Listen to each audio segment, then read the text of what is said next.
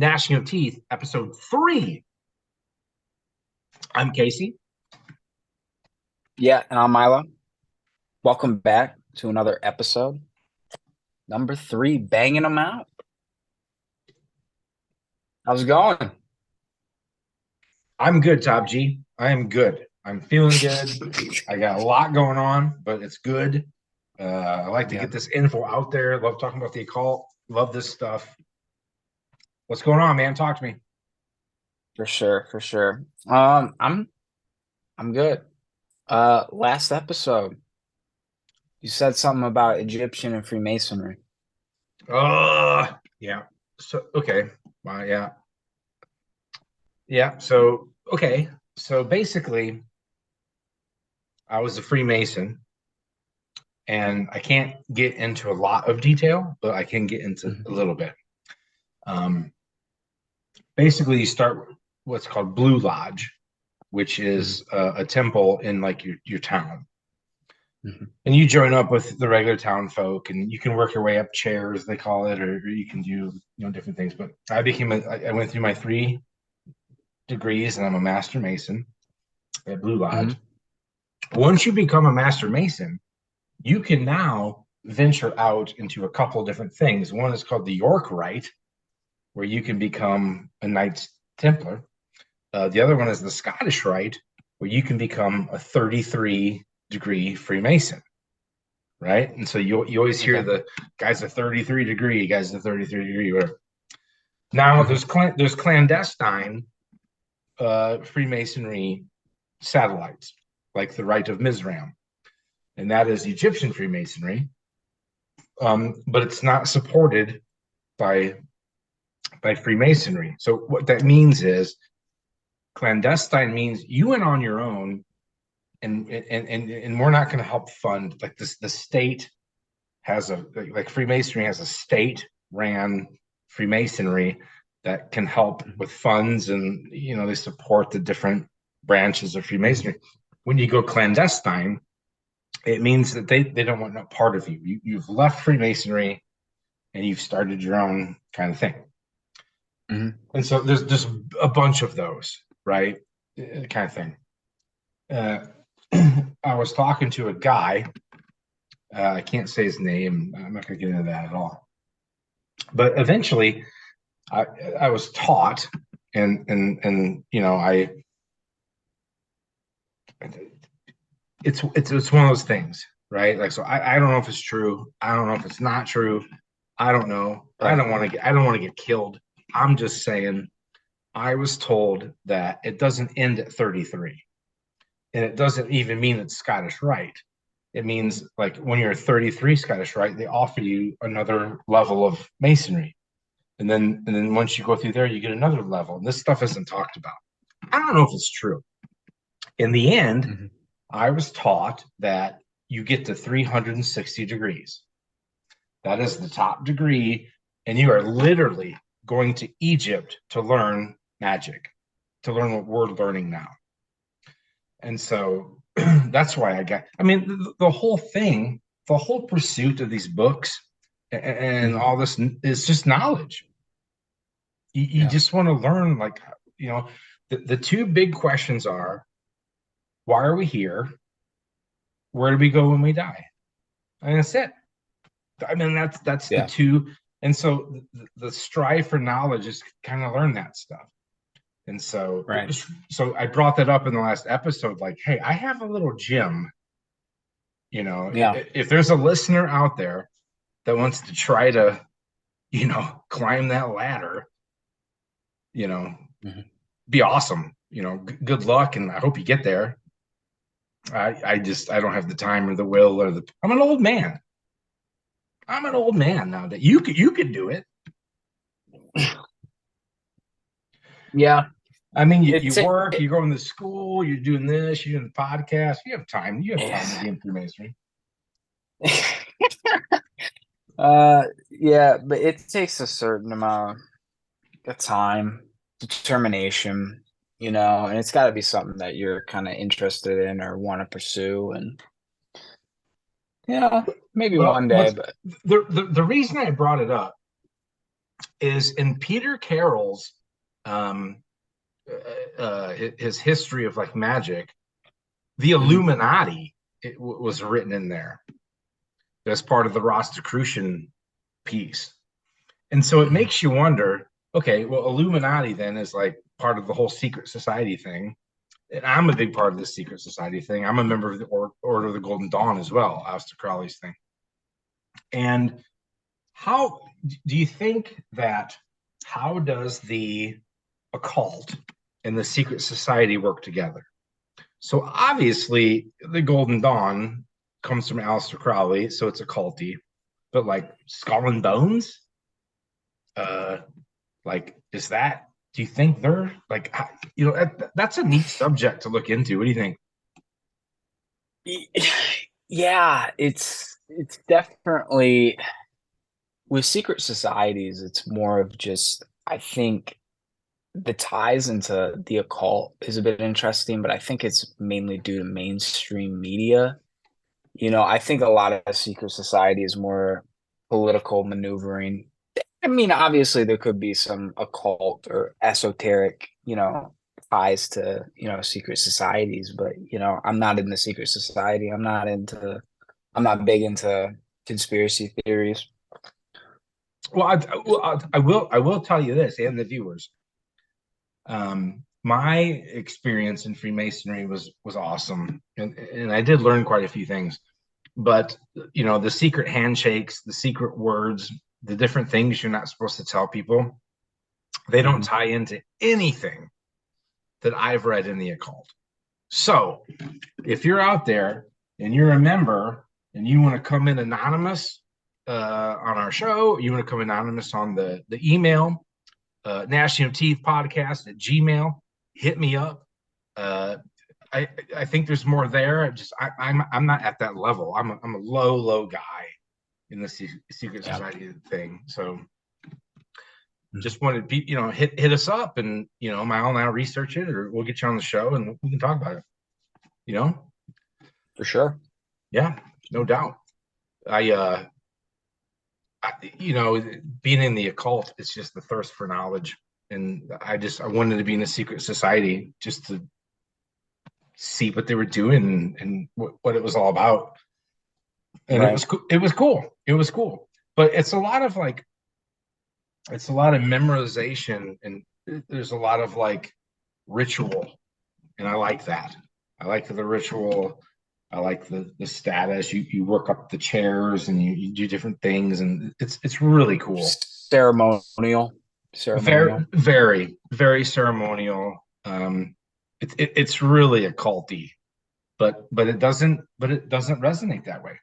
Like right. in the beginning, you're like, man, this is just great. This is cool, and then you're just learning something else that doesn't relate much with the books I read, I guess. Right. Would you say that you prefer your, experience in Freemasonry or your independent experience with, let's just say, your own occult pursuing? So like chaos magic or, your experiences with Asmodeus, would you rather have, those independent experiences, or did like Freemasonry bring you anything spiritual? Absolutely. So both of them work, and both of them have knowledge, and both of them are really incredible. They really are. Because obviously working with Asmodeus is really intense, and just what he brings to the table for me and what I went through, it's on a whole level. Now Freemasonry is on a different kind of thing. It's still cool, and it's really interesting, and it's really fun, and you're blindfolded, and they're taking you around. You don't know where you are, and you're hearing voices. They're telling you to do different things, and it's just really, really cool. And then when they unmask you, you see this beautiful room of guys with like aprons, and it's just you're just like, what? Like, this is so great. And it's just an experience I think everyone should just have. I think you should just be you know, I think it's cool.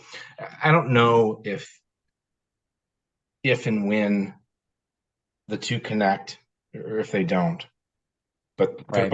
they're both pretty significant on different sides of things. Spectrums. Yeah. You know what I mean? Yeah. I wouldn't put either of them down. I'd say that. Right. Yeah. I was trying to get you in actually at one point, but you're busy. You got a lot going on. Yeah, it's a time thing. It's a time thing. It's not something that I necessarily craved or pursued. Well, honestly, it's the being a Freemason or a secret society, I imagine Freemasonry, there's a lot of things because it's a secret, things aren't written down. So there's a lot of word to word memorization. And then, you have to go by memory and you study and you have to give a return and you study and you learn the rituals. And then, now I'm taking the blindfolded guy through, right? And now I have to learn that piece. I have to learn that. So there's a lot of like memory things. And so what happens is no one has time for it. So it's a lot of like retired guys, who have some time and just some camaraderie. Afterwards you go get a cup of coffee and you have some cake or pie or it's cool. It's cool. I mean, it's cool. It's legit. Right. And but like young guys don't really have time to be. If there's a young guy in Freemasonry, I'm kind of like, okay, well, you go to school and you do Freemasonry and that's it. Yeah. Unless you don't sleep and you just study that stuff. Yeah. And then what's crazy is, no one can know. So when you're trying to read it back in your head, I was actually taking lunch in my car. I'd have lunch, I'd go to my car and I would just like recite the rituals and I would do it in the shower and I would, Wow.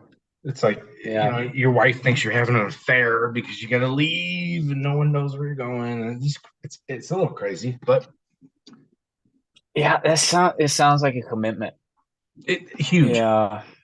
Huge. But I guess huge. that's a part of, the whole experience of being in something like that. But the story goes, and again, reach out to us if this is wrong or where it comes from. But they say that Aleister Crowley learned everything he learned through secret societies, and he learned it because he learned all the handshakes and secret words and all that stuff.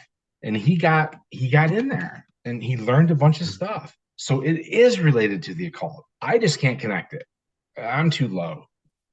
But if you look at some of the Golden Dawn stuff and some of the rite of Mizram, it is all about like north, south, east, west, what chairs sit what. There's always two pillars. There's always stuff kind of going on. Yeah. It's super cool. And it's connected. I just don't know where. I'm not big enough. Yeah. So we talked about me being a Freemason, and I hope I answered that for all the viewers and maybe everybody. Yeah. Maybe people got a good sense of it now. Maybe I don't know. Hopefully, Yeah, and there's a lot of information on Freemasonry nowadays with a lot of stuff. Obviously, there's probably like 10% of it's online.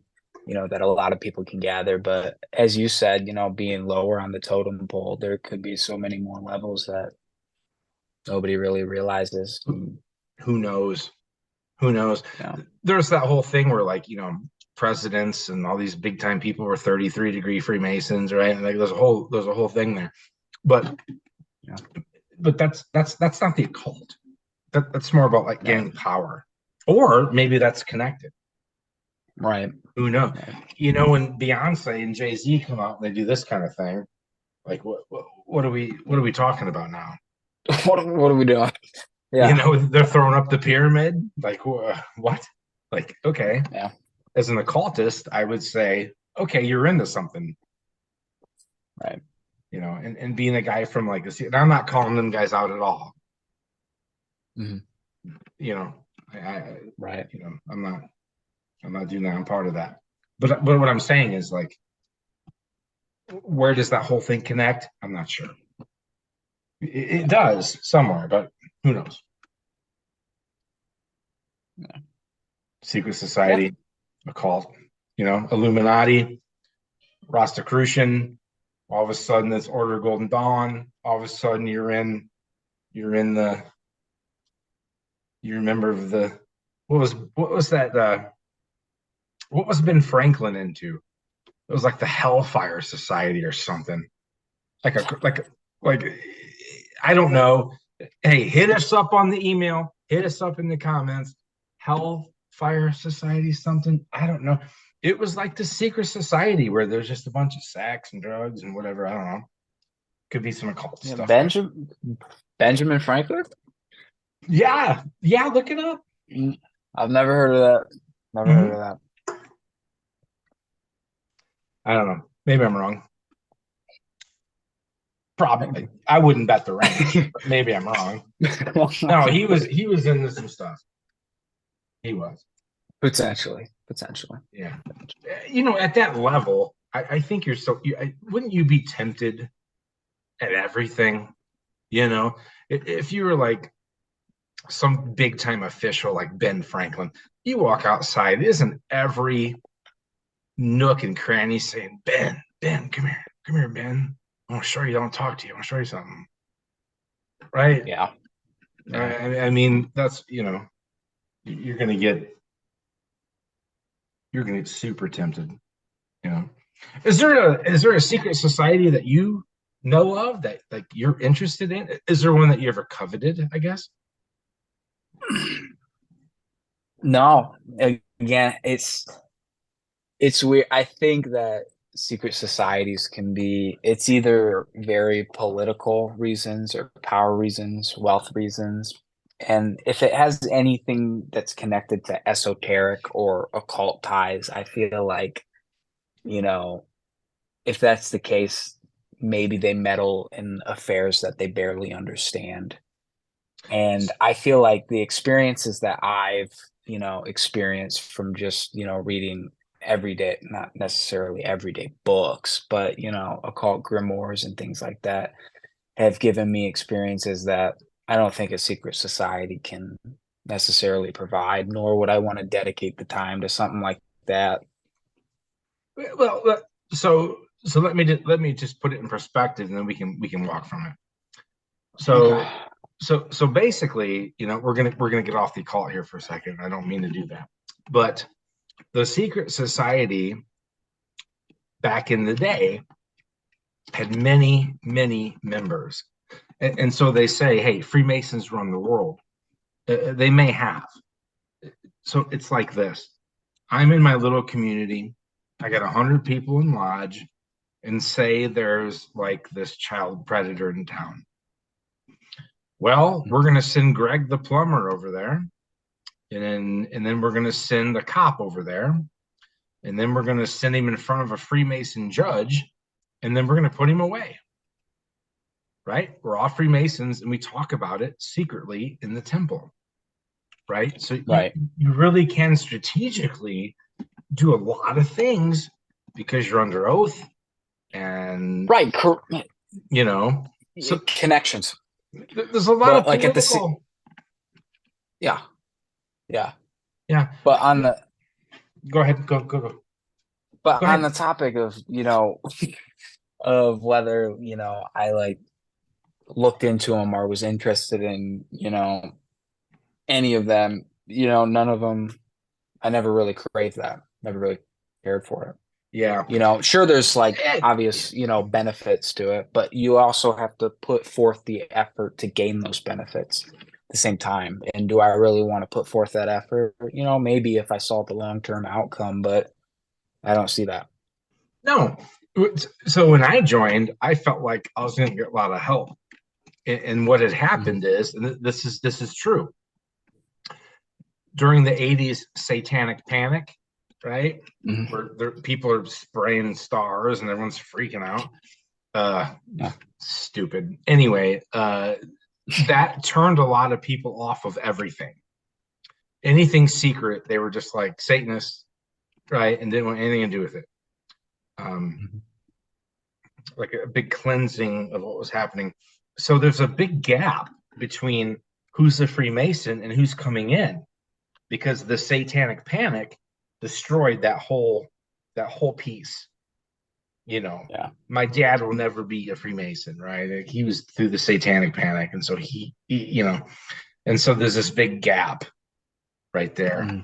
And so what happened is Freemasonry lost a ton of members. So there's not many lawyers and doctors and plumbers and so the secret society isn't important right now. It doesn't help like it did way back in the day. Right. Yeah. When all the government's meeting in aprons in a cave in secrecy, well, you can get a lot done. But when your members all shrink to nothing, and there's 4 of you, 5 of you, you can't even open a lodge. You can't even have a temple. So I don't believe I don't think it's important anymore. But back in the day, it could have been really big and really tied into the occult. Right. Nowadays, I probably pretty broken. Although I don't, again, like I say, I don't know the high levels, right? Right. So yeah, for sure. Yeah. Let me see. What else were we talking about? We were going to come back to a couple of things. One was Freemasonry. And I wanted to ask, ever since you've been, starting your, I guess you could say, practice, or, moving from an armchair theorist that just reads books to actually, practicing, have you ever like implemented anything daily? There's a lot of spiritualists or people in the occult that like preach about meditation, or, focusing, even if it's 10 minutes a day, honing in on that, silencing the mind and meditating, or, they'll do general offerings every week. Like I guess you've adopted a daily practice, or if you're just, busy, or what you do. Yeah, so I don't necessarily meditate. I try to so for example, today, I got up and my girl said, I'm running into town. She leaves. I got the place to myself. I watch a couple TikTok videos. I get up, I hop in the shower, and when I'm in the shower, I start talking to, whoever it may be, and I just act like we're having a conversation. And then all of a sudden I feel the presence because my body fills with goosebumps. And now we have this conversation together. And then that's where I'm at with, as far as meditation, communication, attention. I kind of do this thing where I can do it in the car. I just have to be alone. I don't necessarily like go Indian style and like meditate. I kind of just talk out loud in an intimate setting, and it seems to connect well for me. Okay, so you also said that you were very interested in the Sumerian tablets, and you believe that to be like kind of the truth of everything, right? Or that's how like you could connect everything, is through that. I guess the Sumerian, you're talking the tablets, right? So Yeah. What they did is they made the origin story for real for me. That's all it did. Like when you read the Bible, it's very vague. We made man in our image. Well, wait a minute. You're saying we and you're saying our. Like, well, Well, that's not God. There's a lot of people there then, and so the Sumerian tablets, they just correct you. They correct Right. that. The Bible had so much to say that it had to just shorten things up. I mean, there's too much going on. And so they just said, hey, here it is. Here's the blood and guts of it. And then it doesn't make any sense ever. And so, Right. The tablets then connect you back to things that make sense. Right. But that's sort of like admitting that like it kind of like it made sense, but do you think that it happened? I do. So if that's the case, I do. Would you consider like, reaching out to like those gods then? Anu, Enki, Helenana's on there, right? You have all these ancient gods that could have been like the first gods of civilization. Like, would you like want to reach out to them I or would, try but to?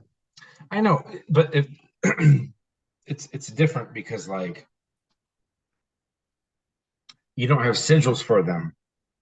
No one's like worked with them. The only person that's worked with them is the mad Arab Al-Hazred. And that's in a book that could be fictional, the Necronomicon. There's no Right. magician that works with these people. Maybe because they're still alive. I mean, I don't know. Yeah, but like, and back they have to have some relevance or power. They used to have temples for them all over, right? Obviously not anymore, right? We just have a bunch of churches and mosques and things like that of modern religions. But, back in the day, they had temples and had hundreds of people, thousands of people worshiping these entities. I'll tell you something, bro, that I read and I believe it. So you remember 9/11, right? Mm-hmm. So planes came, hit our buildings, we went and attacked back, right? Fair enough. And then the conspiracy theory people came out and said, oh, we're just doing it for oil. Okay, well, that's okay, right? Because the only people that helped us was Tony Blair from Britain, and all those oil reserves went to BP, British Petroleum. So you're like, oh, well, no wonder he was involved. But then, bro, it comes out 10 years later, we went there to destroy all the Sumerian artifacts. It had nothing to do. They killed people in the Twin Towers to go destroy Sumerian artifacts, so people like me wouldn't know truth. That proves a lot of stuff. If that's the case. That's a huge stretch, right? I don't think they need to go to war to necessarily destroy. Well, a majority of what they did, they destroyed more artifacts than they did people. Well, yeah, but it's like bombing around the region. So bombing museums was where Osama bin Laden was running around in museums. Wow. They destroyed every museum there was. Why? I highly doubt that it was for artifacts, but in the end it doesn't matter. No, it's a theory. I didn't write it. Right. Like, we're just talking. Well, yeah. But like, so you said that since there's no sigils or since, people don't like actively, work with them, you wouldn't try to reach out to them. You wouldn't try to. I think you could. I don't know how maybe I'm the one that writes the book. And this is Anu's sigil, and this is Enki's sigil, and this is let me tell you a really cool story, occulty with it. We have 6 minutes, and then we'll cut it. But so basically, there was Homo erectus, which was like the Neanderthal, and then instantly there was Homo sapien. Instantly, like there was no time for evolution. Something came here and did it. They call that the missing link. No one can figure it out. But the Sumerian tablets suggest that a race came down here and a guy named Inky was messing with our DNA. And what's really cool is in the Bible, it says, God made man, and it's over. There's Adam, there's Eve, the whole thing. Dumb. In the Sumerian tablets, I shouldn't say dumb, it's a great book.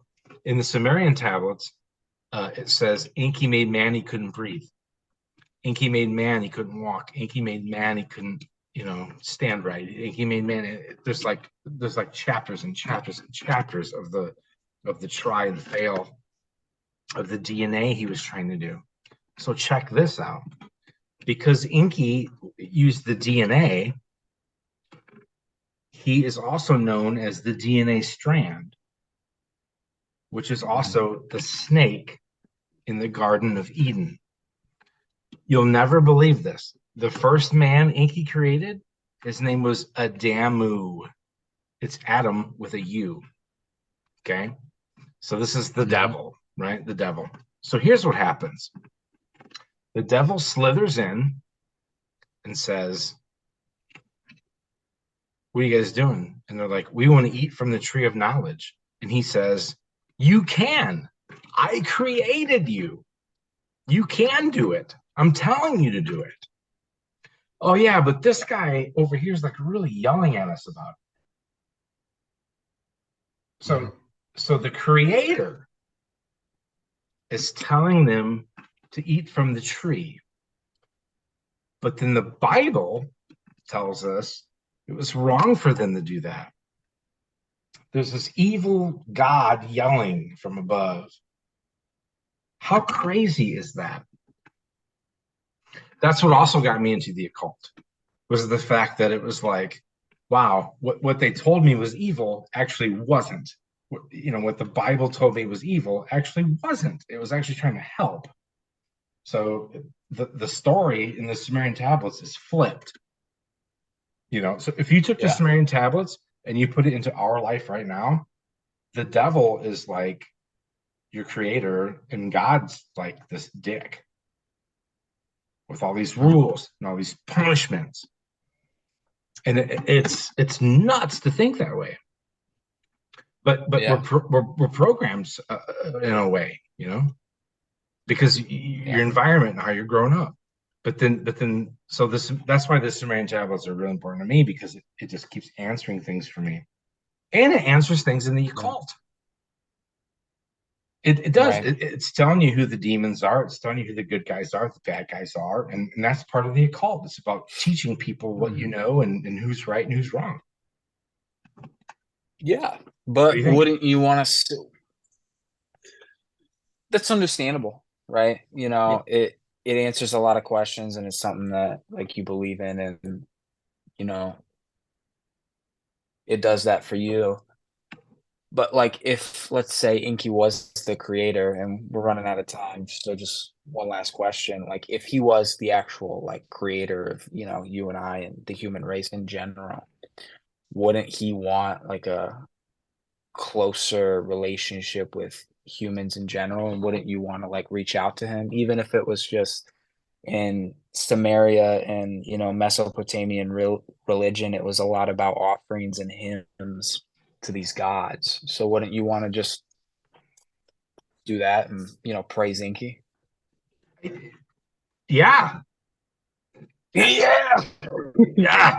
Of course I would, bro. Like, yeah, of course. But like, no one is. It's an unpaved road to be able to like meditate on an Inky. I suppose I could make an Inky sigil and then reach out, with my intention through meditation and how I speak to them. But like, I don't know. I haven't thought about it. Maybe I try it and then we can like cut back to it. Yeah, rod and ring. Like, what if someone out there's already doing it? That'd be cool. Hit us up. Yeah. Josh, definitely. Josh, rod and ring. Josh Free might know this, by the way. I'm gonna reach out to that guy and get him on. You should. Rod and Ring by Samuel David. has a lot of hymns and a lot of prayers and a lot of offerings to the Sumerian and Mesopotamian gods, and it includes Enki, Anu, and Inanna. And I'll have to read through it and come back and see if I have anything on Enki. And you have it? You have that book? Up there, Rod. There you go, people. Yeah. That's why we're doing this. We have the info, people. Hey, we have a minute left. If you have any questions, and Milo and I don't have it all correct, but we have a lot correct, hit us up, Gnashing of Teeth Podcast at gmail.com. Hit us up. We're happy to answer anything. If you want to correct us. If anyone wants to be on the show, you are welcome to debate, to talk, to put us in our place. We don't care. Come in and help us with our revolution. Do what you want. I'm Casey. That's Milo. Right now, there's no one to thank. And we're going to say, Milo, you got anything left? Nope, but we'll see everybody in the next one.